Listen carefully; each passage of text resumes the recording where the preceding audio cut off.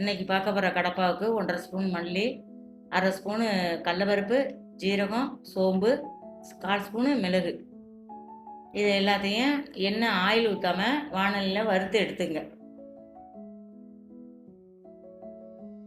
சின்ன மூடி தேங்காய் 1/2 மூடி வறுத்து எடுத்துங்க. கொஞ்சமாக எண்ணெய் ஊற்றி 3 பச்சை மிளகாய், 1 ஸ்பூன் பொட்டுக்கடலை, 1/4 ஸ்பூனு கசகசா எல்லாத்தையும் கொஞ்சம் நல்லா வறுத்து எடுத்துங்க.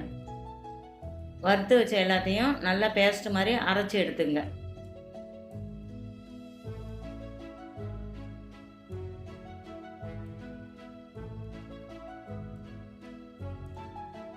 குக்கரில் தேவையான அளவு எண்ணெய் விட்டு சோம்பு, அன்னாசிப்பூ, பட்டை நான் பொரிஞ்சதும் வெங்காயம், தக்காளி, பச்சை மிளகாய், இஞ்சி பூண்டு பேஸ்ட்டு போட்டு நல்லா வதக்கி எடுத்துங்க.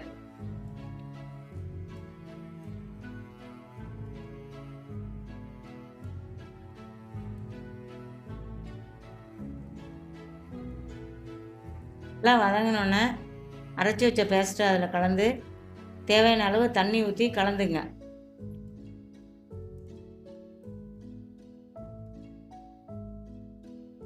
இதில் 2 உருளைக்கிழங்கு, 100 பைத்தம் பருப்பு நல்லா வாஷ் பண்ணிவிட்டு இதில் கலந்துங்க. அளவு உப்பு கலந்து 3 விசில் வச்சு இறக்கிடுங்க.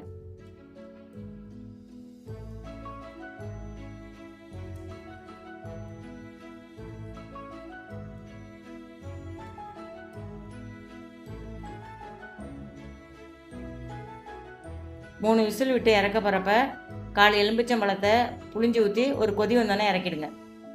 இப்போ ஏன்னா கடப்பா ரெடி. எல்லா டிஃபன் ஐட்டத்துக்கும் இது ரொம்ப நல்லாயிருக்கும். வீடியோ பார்த்துட்டு உங்கள் சப்போர்ட்டை சப்ஸ்கிரைப் பண்ணலாம் கொடுங்க.